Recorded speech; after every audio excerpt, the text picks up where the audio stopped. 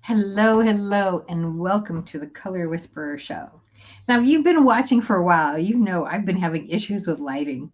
And look, today we have amazing lighting. I can't tell you why. I really wish I could. I guess Mr. Sun likes me today. But I'm super excited that we have this beautiful lighting and you can actually see like real colors.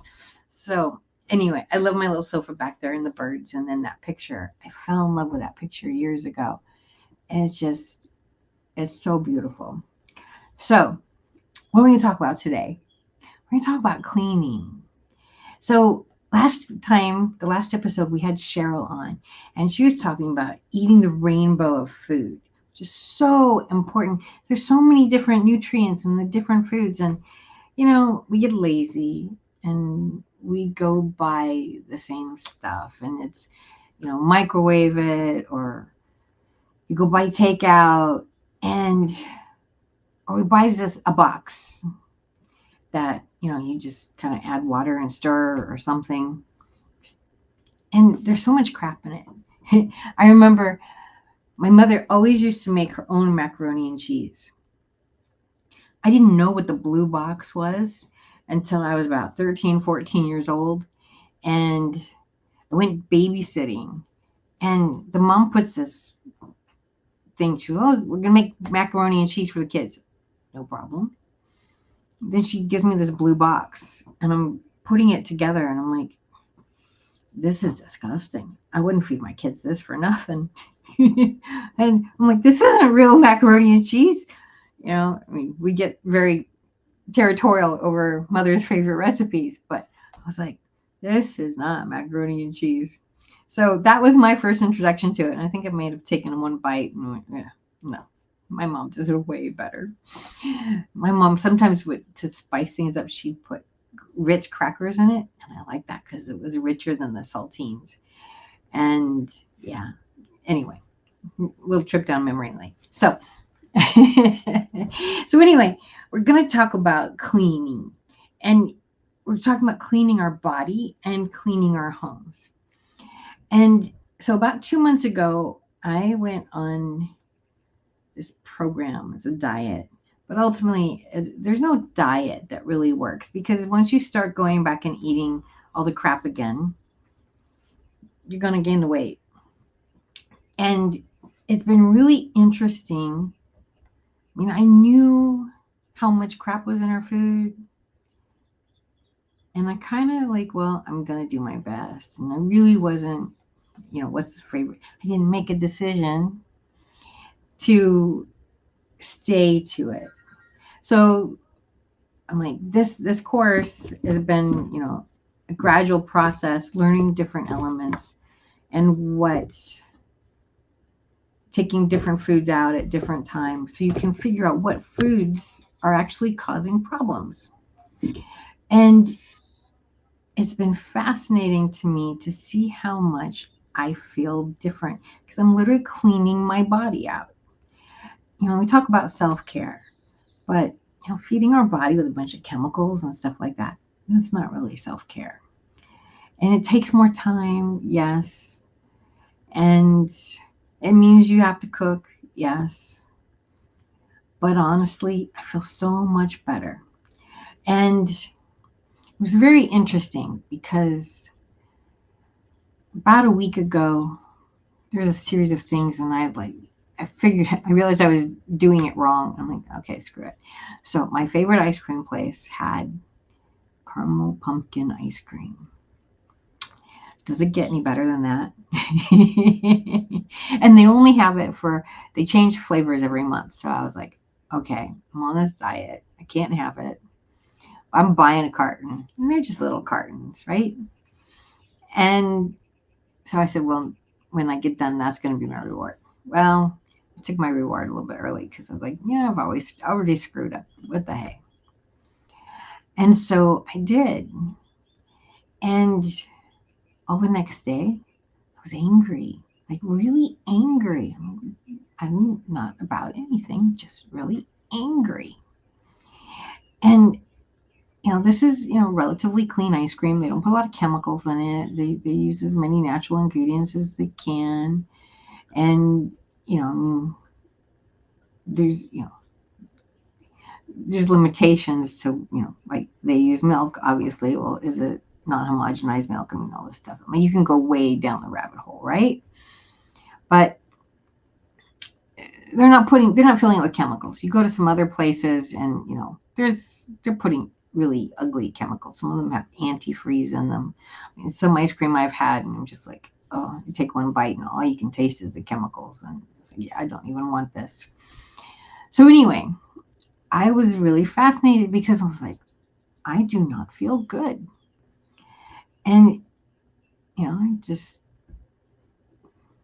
it was over a couple of days, but I ate the whole carton. A little carton, but I ate the whole carton. And I was like, this is not good. And I love ice cream. I don't want to not eat ice cream. So I'm going to have to. At one time, I was the queen of cream. I made all my own ice cream. So I'm going to have to find a way to make it healthy because I love ice cream. But I have to figure out if it was the dairy or the sugar that was the problem. So the same place has dairy-free ice cream. So I have to see if that has the same issue. So anyway, our bodies are such optimum things if we treat them right. And this is our physical home, right? Our body home is this. This is our home. But our physical home, our house home, has the same problem. So I've talked to you a little bit, like after my dad died, a bunch of stuff came in my house. Oh my goodness. And like we had to clear his house out within a month. It was a lot. And just I didn't know what to do with it. It just sat in the living room. I couldn't look at it. I couldn't go through it. It was just, there's too many memories, too much painful. And it sat there for months. And then I get mad at myself. Like, why are you living with this mess? You know better. You know how to fix it. I'd yell at myself. And then I'd look at the mess. I'd feel even worse because I knew I didn't have it in me to face the mess. And occasionally I'm like, oh, I'm going to go do it. I'm strong. I can do this. And I might do a box. But that was it. And finally, I got somebody who was a organizer. And I said, I need help. And we were going through this stuff. And she's like, Jeanette, you don't need help. You know what you're doing? I'm like, yeah, I do. Because with you here, I have the strength to do this. Without you here, this might as well be Mount Everest in my living room. Because I get wrapped up in the memories. But having somebody else there who can sit there and say, it's a baseball bat. What are you doing with a baseball bat? You going to play baseball? No. Okay. We've got a cap that he wore. Okay. Does that mean something to you? No. Yes. Okay. But just her presence created that calm, that strength that I needed in order to go through the pile. And just having company. I had my sister come over once. We got through the in-house stuff, and then that was huge, huge, huge, huge relief. And then we had to do the garage. I'm like, I got my sister to come over. I'm like, come on, you can help me. And that's what we did. We just cleared out the garage together. And doing it by myself was too much. But having somebody else there to help made all the difference in the world. And it's so important to declutter that. So just like I'm purging my body chemicals, I feel so much better. I can't tell you how many compliments I've got on my hair right now. It's crazy. I need a haircut so bad I can't stand it. It's in my eyes. It's doing crazy things to me. I don't know if people see the weight, but what they do see is that I'm not laden in all these chemicals. And I feel lighter and brighter and so much happier. And it's really amazing. And so, but the same thing happens. What we do with our body also happens in our house.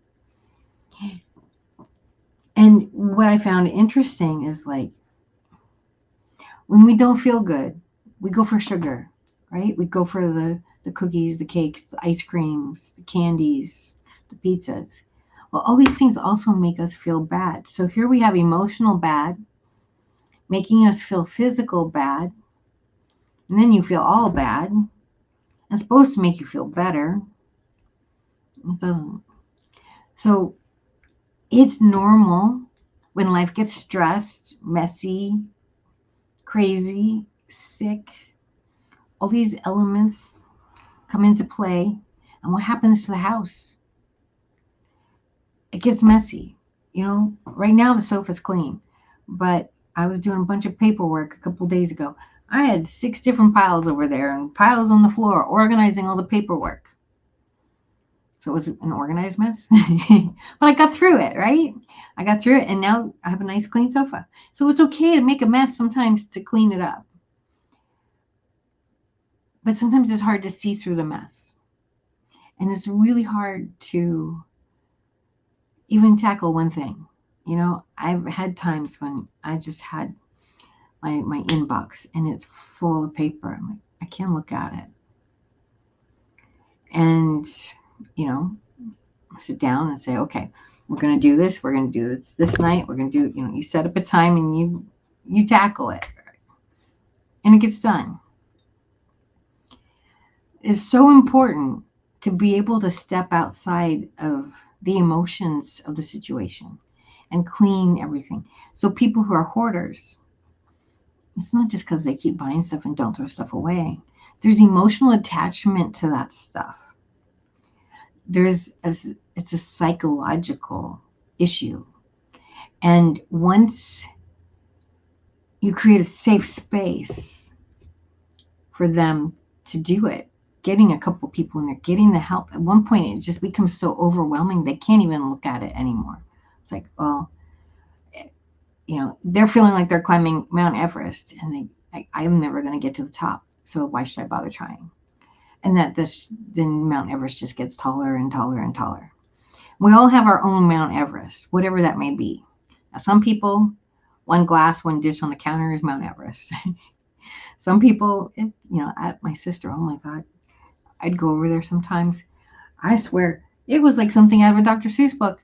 She had the dishes 3 feet high stacked in the sink. I'm like, that would have been my Mount Everest. I'm like, where do you even begin there? How do you wash those dishes? Because they're so high, you can't get to the faucet. But that was okay for her. And so you have to know where your limit is, and you also have to know when to bring help in. And it's good sometimes to just move some accessories around.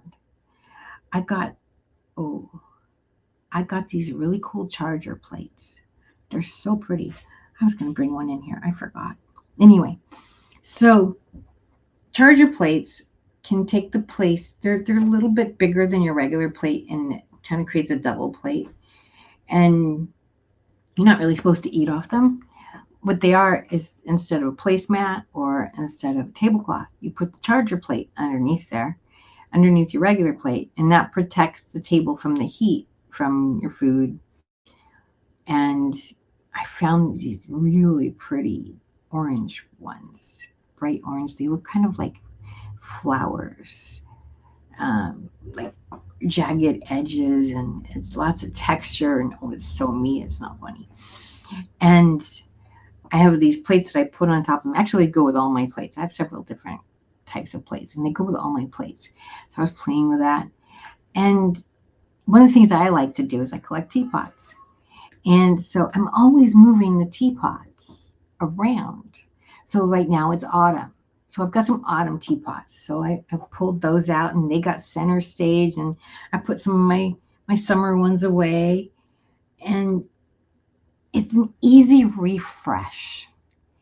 And it's a great way to tell your house you care about it. Now, maybe you've got autumn, some people have accessories for every season, and door stops, or maybe you've got some pumpkins you bring out this time of year. Um, Play with that. It refreshes the house, and it doesn't take a lot of time, energy, or anything. But it's a little bit of, hey, house, I love you. And it gives you a little bit of I love you too, because you're looking at something different. It's a little bit of change, and it's that refresh. And we all need that refresh. So, go out and find some charger plates, and get something really fun. Leave them on your table all the time and set it up like it's ready to have a dinner. A lot of people don't even use their dining table anymore. It becomes a catch-all.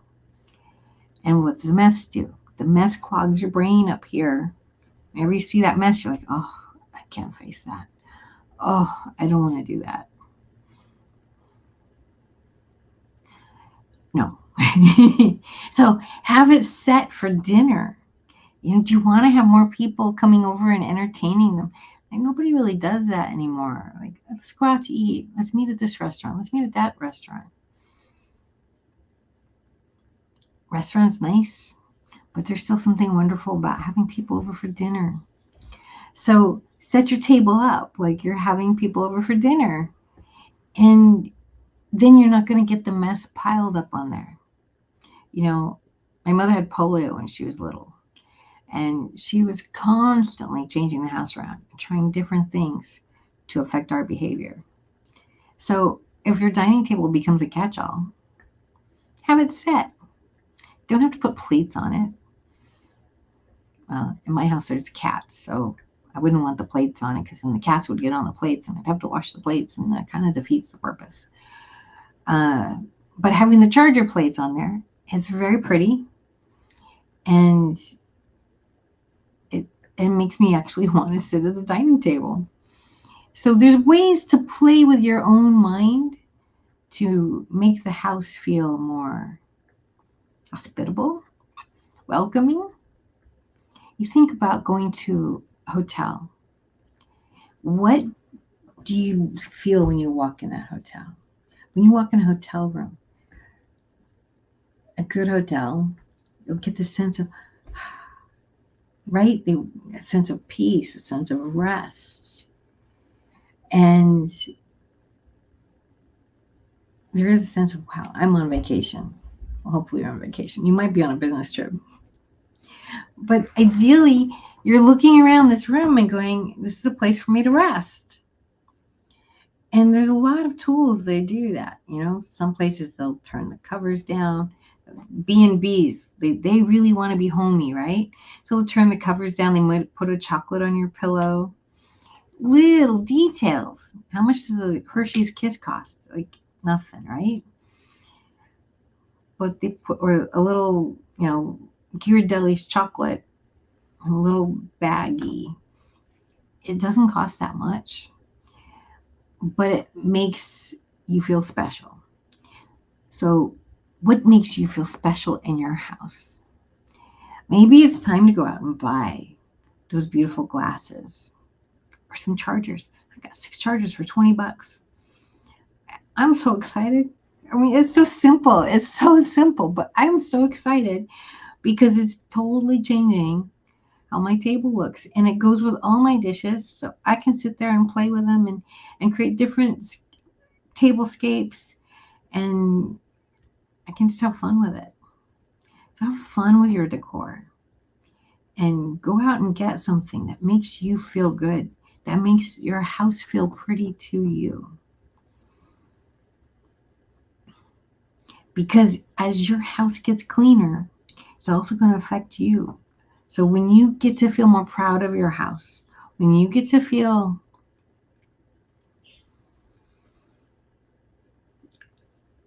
when you've got rid of that mess, and when there's a place for everything, like your brain doesn't get as crowded, because that's one of the first signs of stress.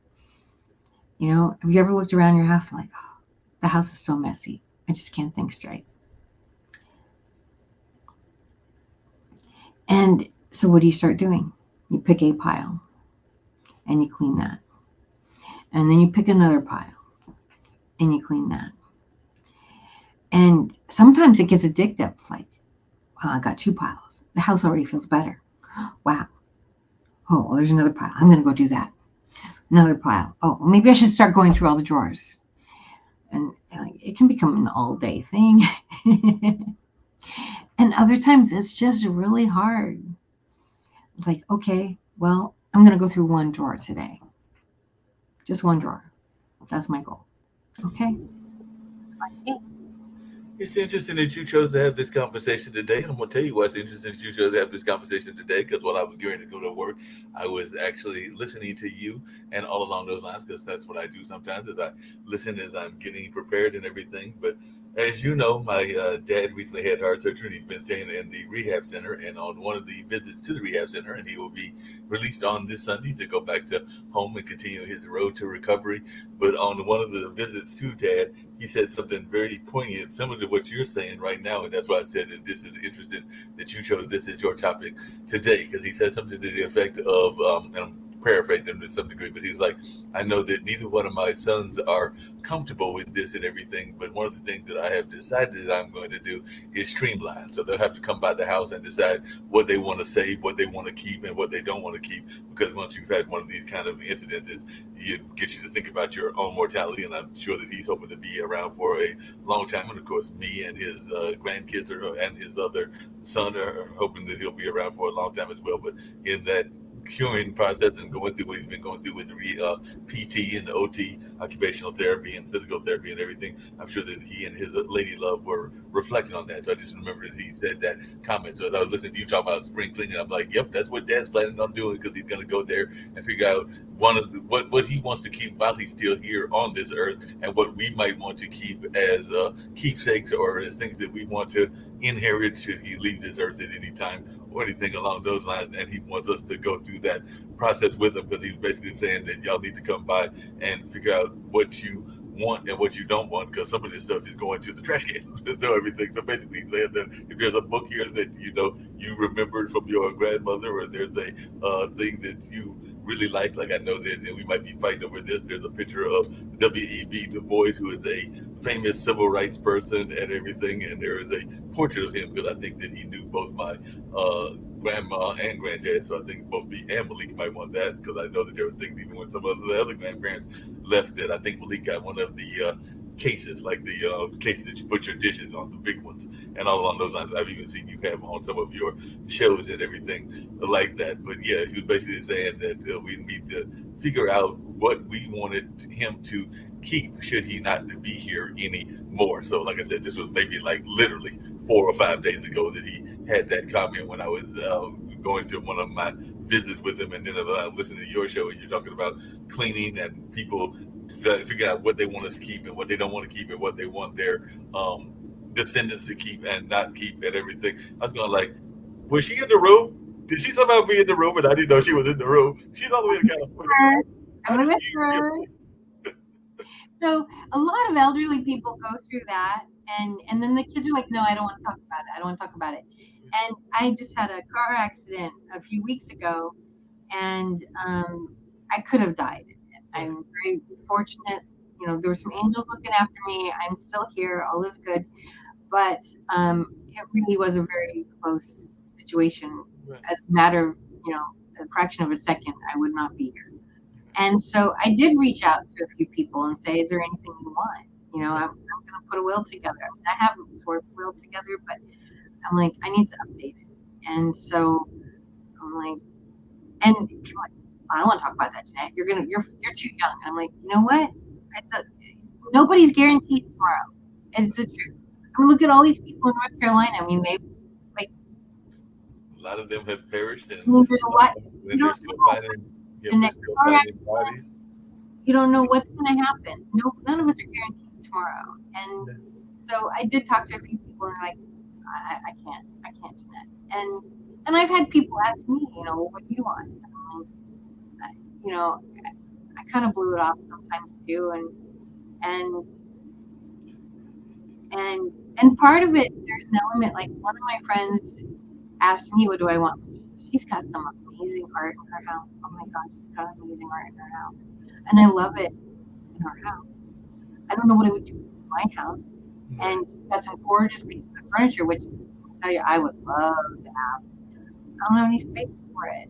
Right. And so like yes, there's things I want, and then there's an element of people are afraid to ask for what they want, you know, and it just depends on. But Jeanette, is it part of it what I just alluded to that I think Dad was implying that both me and Malik, which is my brother, are of the notion as well? Because I mean, in our heart of hearts, we all know that we are mortal beings and that we all have, as a good friend of mine, Ray Pasco, calls it, a beginning date and an end date. And it's what you're doing in that dash in between is what a lot of people use that quote and everything as to what the meaning of your life is and all along those lines. But that being said, a lot of people, whether not just your own mortality, but definitely the mortality of those around you. If it's out of sight, it's out of mind. So even though Dad just went through this intense heart surgery and everything, and definitely had to think about his own mortality and his own chances of survival and all along those lines. And I think that's what he was alluding to is the notion that a lot of times if you started figuring out what it is that you're going to keep, that means that you have to come to the reality that he might not be there all that time and everything. Even when they did the, I think I mentioned this to you before on a previous show. Even when they did the kind of prep party or the party for him before the surgery and everything, he kind of gave us this notion of, yes, I plan to survive this surgery, but if there are things that we need to get done, we need to get them done sooner versus later because there's no telling how long longer is going to be. Longer could be tomorrow or next week or next year or 10, 15 years from now or 30, 40. So he is in a good place, and I think you guys are in a good place. But I cannot tell you how many people I've seen who will not talk about death, don't want to believe in death. Right. It's not going to happen to them. Years ago, I was in a Bible study group, and there was a lady there who was in her 60s. Her mother had Alzheimer's for a long time, didn't know who she was. And so this woman, maybe this woman was in her 50s, but she, like, mom was well into her 80s, if not 90s. And every week, please pray mom gets better. Please pray mom gets better. Please pray mom gets better. And I'm like, there's only one way this lady's getting better. And it's not the way you want. Right. But she could not deal with the fact that mom was going to die. Mom was a shell. There was nothing left of mom. Mom was gone. Right. You know, she didn't know she didn't know who her daughter was. She didn't know nothing. And she was so afraid of letting go. And then when she did die, it was such a surprise. Excuse me? I'm like, this woman's been in hospice for 3 years and it was a surprise? Right. So there's a lot of people that are so afraid of death. Right. And we can get into psychologically why, but to me, I don't always succeed. What I try to live every day, like I may have a few clients that would be, good sense, but I try not to have Yeah. I mean, I'm in the middle of a project, so, it's like, well, your sofa's in the making, or grapes are in the making, whatever. But, I've always tried to live my best life as much as I can. Am I ready to go yet? No. But there's a lot of people that they're so afraid of what's on the other side. And try to figure out, this psychic says it's this religion says it's this religion says it's that. You can take all the major religions and you've got different versions of what's on the other side. I can show you 10 psychics that tell you something totally different of what's on the other side. You don't know what's on the other side. And being afraid of the unknown. Because I mean, that's the reason for a lot of people do a lot of things. I mean, I'm convinced, and I've dabbled in this every once in a while. I was talking to another friend not that long ago, but I think that that's the reason. More men than women, but sometimes you women fall into this trap as well. But I'm convinced that the reason that some men go into a midlife crisis and even sometimes pursue women that are much younger and everything is because they are hoping that it will give them a sense of their own youth and vitality and all along those lines. Because I know that I've got a good friend of mine that has been dating now for a while, a young lady, and the young lady is they are in a similar field. So in that sense, it seems like a match that could be made in heaven. But there's definitely also 20, 25 year difference in age and everything like that. But they're both legal and able to think in terms of being uh, morally correct and everything. Because, like I said, they're both elite. They're not like in the child range. Is what I'm saying. They're both like they think he's in his 40s, think she's in her 40s, and he's in his mid 60s. But there's definitely some similarities, but they have some commonality. But definitely, I'm sure that in their relationship, those age differences and generational differences come out as well. And part of that might be that quote unquote midlife crisis. Well, I certainly had my own midlife crisis, but I think that I think that there's different ways we can be dead. Right. You know, you can be dead. All I do is I get up, I go to work, I come home, I go to bed, I get up, I go to work, I come home. You're not inspired. There's nothing you're passionate about. You get up, you go to work, you come home. That's dead. No, that was a whole popularity.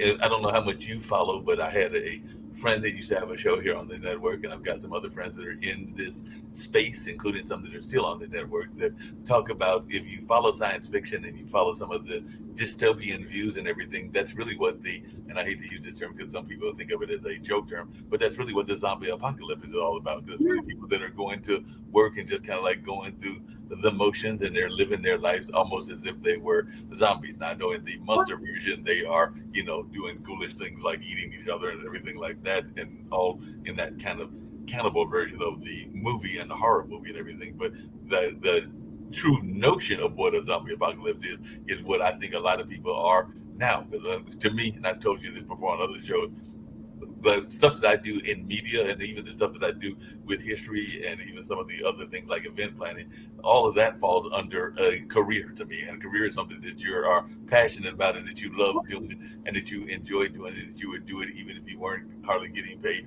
nothing. I mean, you get rewards, it's always good. And that's the way I feel about you and what I hear your passion around interior design. And as you know, I am not a big fan, and don't think I'm speaking out of school of this of testing. So when I work for the testing company, that's a job. It's something that helps me pay the bills, but it's not something that I have a deep passion about. I have a passion about education, but I have a passion about that type of education and everything. So to me, that's a job versus a career. And I think that a lot of people are stuck in jobs and not necessarily careers. They're just going to work just to kind of go, as you said, go through the motions, go to work, go and don't really have a care for what they're doing. I think once you get to 50s and 60s, I mean, I'm experiencing this right now dating. It's like there's a lot of people that are kind of dead inside, and I mean, that was one of the reasons why I got a divorce. Is kind of dead inside. I can't, and so I think that is could be a reason why a lot of people do get divorced. Is one person just isn't present, isn't connected, isn't alive anymore. And so what do you do? It's easy to go for younger. I've had several guys way older than me, like, oh, she's dead. I'm like, you're nuts.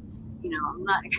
You've had several older guys crack towards you. I'm not going out with an 8-year-old guy. I'm sorry. It's not a question of if I'm going to take care of you. It's a question of when. And I'm not doing that. I want somebody that's closer to my age and that has a similar outlook on life. I mean, I watched my mom. She never gave up on life. She never said words I can't. Every day she enjoyed, and she lived to be about 72, 73. My mother-in-law, she got diabetes when she was like 55, and everything. I can't do this. I can't do this. I can't do this. I can't do this. I can't do this. And she just kind of shut herself in this corner where all she could do was sit and watch TV, and she was miserable for the last 10 years of her life. But she chose that, and she would argue that she didn't. Oh, I didn't choose diabetes. Oh, but didn't you? Because you ate crappy food all your life. But And she didn't want to rectify anything. She still ate crappy food, and she chose to go into this very dark hole And as a healer, one of the hardest things is to look at somebody and go, I can fix them, but they don't want to be fixed. And that's where she was. She did not want to be. She did not want to get out of this hole. And she was dead way before she was dead. She was dead inside way before her body died. No, there's a lot of people like that, but I do have to tease you because I've been in that same space and you're in a similar age range and everything along those lines and everything. So I am sure that while you were teasing about the 80-year-old man, I'm sure that there have been some 40 and 30-year-olds that have also barked at you as well, and you're kind of going like, nope, I can't smother you and I can't be your mother as well, because I'm sure that there has probably been, just like you're concerned about the ones that are too old, I'm sure there have been some other ones that have been because you have a youthful energy. Some of those youthful ones that are probably, and you're probably sitting there like, maybe I'd be tempted, but at the same time, you're going like, nah, I'm gonna have to train you. Well, you're right. There haven't been that many offers of that younger than me, but yes, I would feel that way. Yeah, it's like no, they'd have to be really mature. And you know what? No, I don't want to do the training. I don't like, and I think too, and especially with my history of not really being able to have kids, I I would not want to take that away from them. You know, Right. it's like if they're 30, 40, yeah, they're kids. Like, there's stupid stuff that we just grew up with and we know. And I was at the chiropractor the other day, and oh yeah, I watch all these old 80s sitcoms, and I'm like, really? So, yeah, my dad had us watching all these things, and so I started naming a few, and I'm like, you're like what, 30? Yeah, 33. And I'm like, this is unusual for you to know all this stuff, right? And there's just some cultural things that you kind of want to have and play, you know, Yeah. and there's an element of like begets like, and having somebody who's like, I had a friend who was 15 years younger than me, and we were good friends. I really, if he was older, anyway, doesn't matter. But um, there was a really good connection between us. But he was talking to me, he's like, I don't understand why Simply Red didn't make it really big in the 80s. But like, because they're just listening to the music of the 80s, going, "This is a really great song."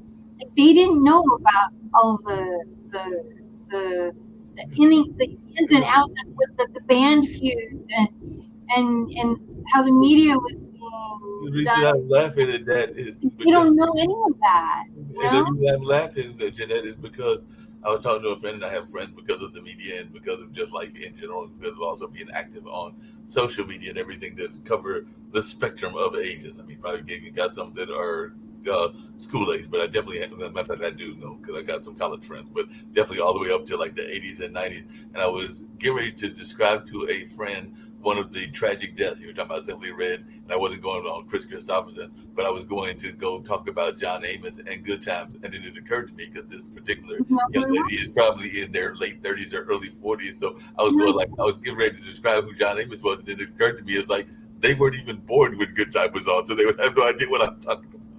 I was teaching a class at a community college, and we were talking about harmony, and I was like, well, Billy Joel. Billy Joel is a really great way to show harmony.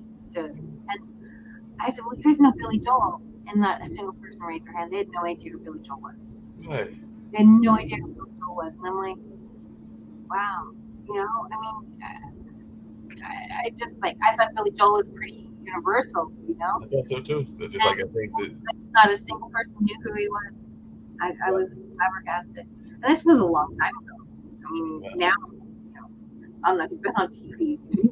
Maybe now after his, but the kids, these were kids, so they didn't know. But And even if they research it, they don't necessarily know because, like I said, now with Google and everything else, they can figure out who Billy Joel is, or they can figure out who. Because I'm a fan of John Lennon's Imagine, they can figure out who John Lennon is, or even Michael and Prince and everything. But reading it and understanding, like you just said about Simply Red, some of the nuances of what was going on is not the same as picking it up out of Google or Wikipedia or wherever else they may pick it up from. So that's what I meant. So even if I had described John Amos and everything, yeah, they might have gone back and watched one of the classic TV networks and everything and seen Good Times. But even sometimes the jokes go over their head because it's contextual to the times that the movie, that the TV show came out and everything. So yeah, they might get the corniness of, say, a J.J. Walker or something like that. But I mean, you got to remember one of the main characters was Michael, and Michael was a super radical, and a lot of people would have no idea what he's talking about because he was talking about things like Malcolm X and some of the super radical things, even though he was a younger character. Because I think he was supposed to have been in JJ was supposed to be in high school, so I think Michael was supposed to have been in junior high, if I remember the timeline and everything. But he definitely had picked up some of those super radical 60s and 70s ideas, where as a lot of the kids, even if they read about it, they'd be like, so Michael's talking radical, but I don't know what he's talking. There's no radical. Well, it's like Archie Bunker couldn't be aired today. Right. You know, even some of the Three's Company stuff couldn't be aired today. Right. You know, and he was telling me, like, I was telling him that, no, that couldn't. And he's like, well, yeah, even we did Cooper. And I'm like, well, what do you mean? He's like, well, the way he treated mom. And I'm like, well, I was a kid. I wasn't really looking. Yeah, I mean, there's a whole stay-at-home mom too at that age. But there's a whole topic that is out now that a TV show actually kind of teased and made into a fun television comedy and everything, because a lot of people now are concerned and they have their issues, some rightfully, maybe some non-rightfully, because actually I got interviewed at HI yesterday by a member of the community that I'm going to mention. But, you know, transgenderism is very I won't say popular, but it's very much in the news these days and everything. And really, wasn't that what Bosom Buddies was? They were pretending to be transgender. If you think about it, that was kind of the principle of the show. They were pretending to be transgender. Yeah, I mean, I was a kid, but I didn't, you know, I mean, to me, transgender means you think you're the other sex.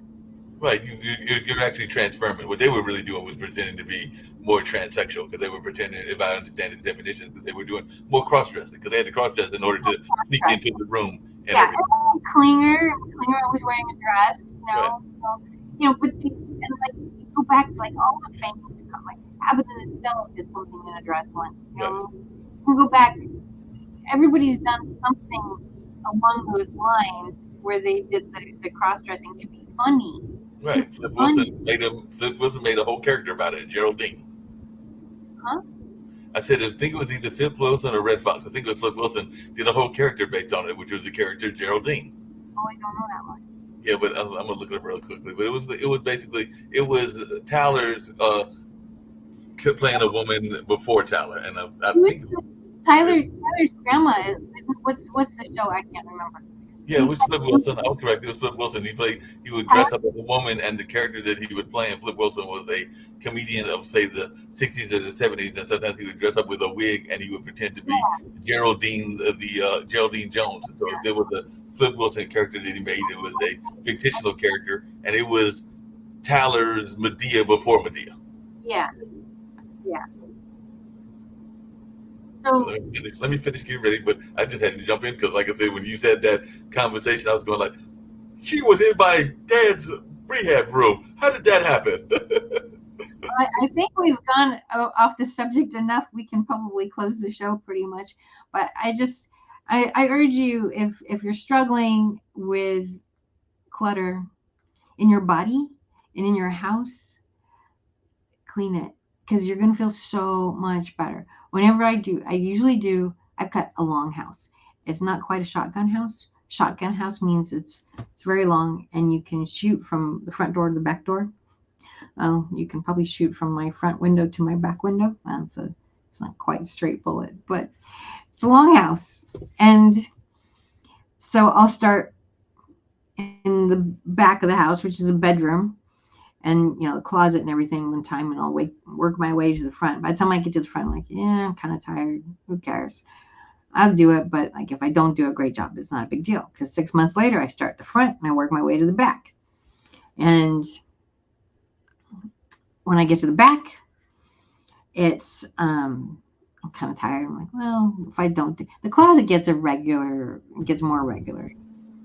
So just really quickly before we do wind up and everything, what do you do if you've gotten used to your clutter? Because as you know, that's one of the things I joke about. I've actually got a friend that I need to take a picture of the TV that my boss here at the network gave me, as well as the refrigerator, because I doubt I'm going to use either one of them since I've already got enough of both of those. So I either need to sell them to Goodwill or give them to Goodwill, or I need somebody to come and pick them up. So I actually need to take a picture of them because one of my friends said that his sons may need them since one just got married and the other just moved in with his girlfriend. So I need to take a picture of those and everything. But I do know that sometimes I get very, I won't say attached to my clutter, but I get in that lazy mode where you don't feel like cleaning up and all along those lines. So then the clutter just becomes part of your personality and all along those lines. So I don't know what to do when those situations happens because I do know that I am somewhat of a well, not just somewhat, but definitely have my hoarding moments. I'm sitting here staring at some CDs that probably need to go on the skates and everything like that and everything. But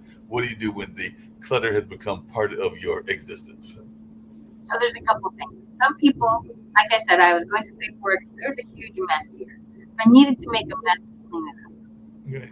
And sometimes, for me, like once it's put away, it's done. I got to keep the paper out until it's done. Otherwise, yeah. So there is such a thing as an organized list. But what you're talking about is stuff that just kind of comes in and then you get used to it. And it's still the boiling pot because it's still affecting you. Right. It's still causing issues in your world. And you get used to it so you don't really see it. And what I say in that point is go walk around the block or bring a friend over, bring your mother over, bring somebody over who's very discerning. And walk into yourself, walk into your house and pretend it's a house you've never been. And it's not your house because you do get used to the stuff, right? So pretend that you've never been in this house and notice how it feels like, oh, there's that pile in the corner. I need to get rid of that. And do it. And if that's too hard, we all have that one person in our life who's very happy to tell us what we did wrong and bring them over. Or you can call like me, a designer, and there's no judgment, but how do we make it better? You know, we're going to make this better and make this a place you love to live in, So that's what I would say. But it is, you realize it is just a symptom of a bigger problem. And once you address, and sometimes you can fix the clutter to fix the bigger problem. Sometimes you have to fix the bigger problem to fix the clutter. And so just know that it's not just because you're lazy. You're not. There's something else going on. You kind of like to have a lot of balls in the air and have a lot of different things going on. And you need that change going on in your life. Some people would look at your world and you've got all these different jobs and different careers and you're doing this and that and they go, oh my God, how could I ever, like that would drive them crazy. Right. But this is what makes you thrive.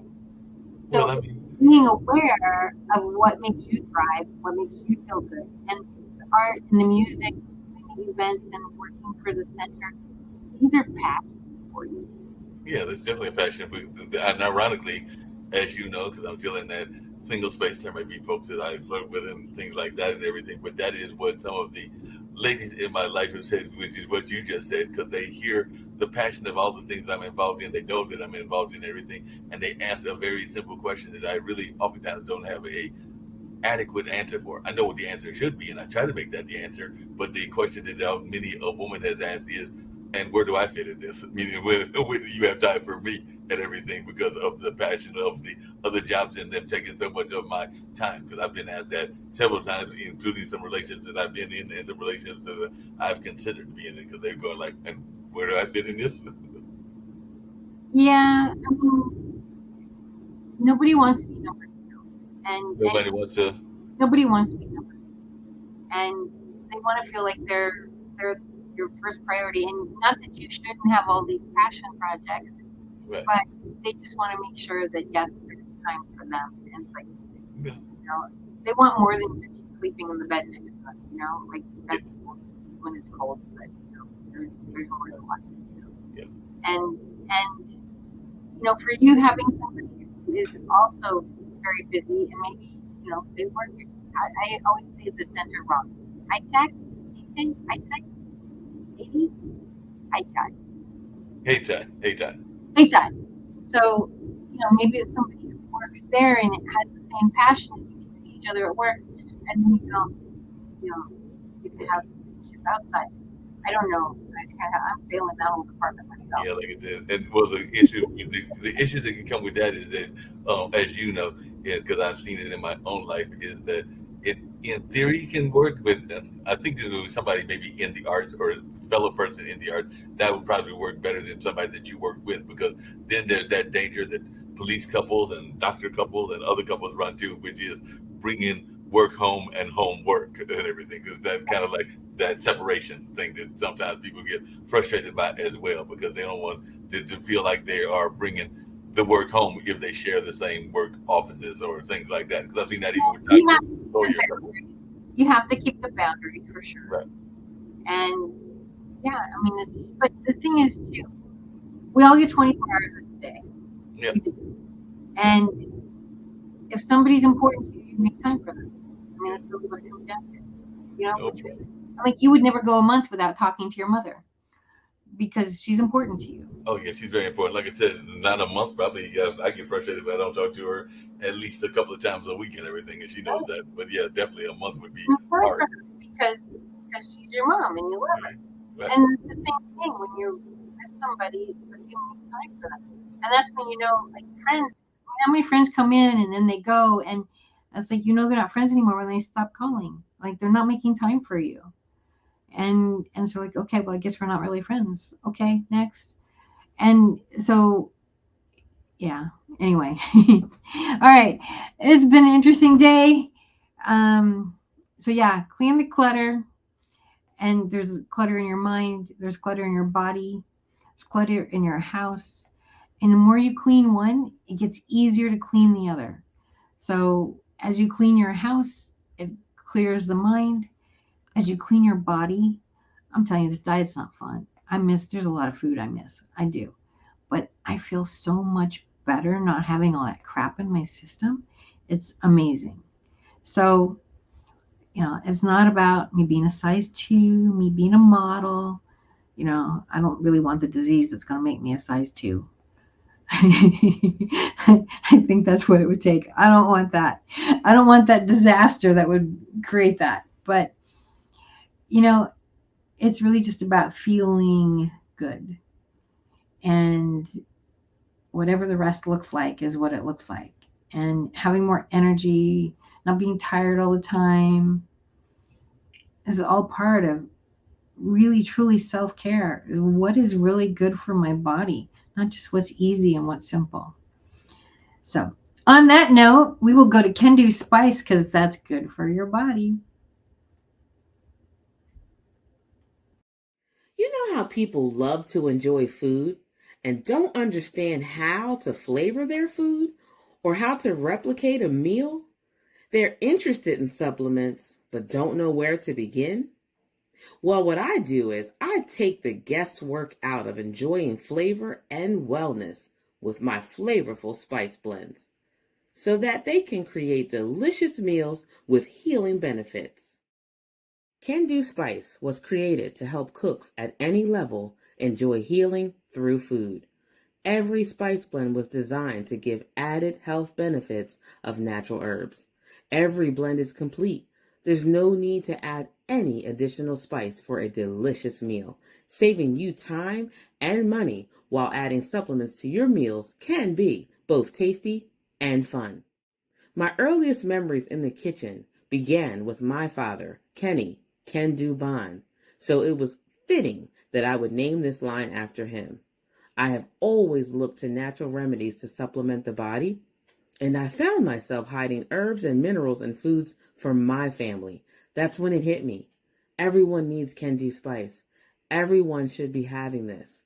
It's an exclusive brand for cooks at any level who want to create flavorful dishes with healing benefits that can satisfy the body and soul.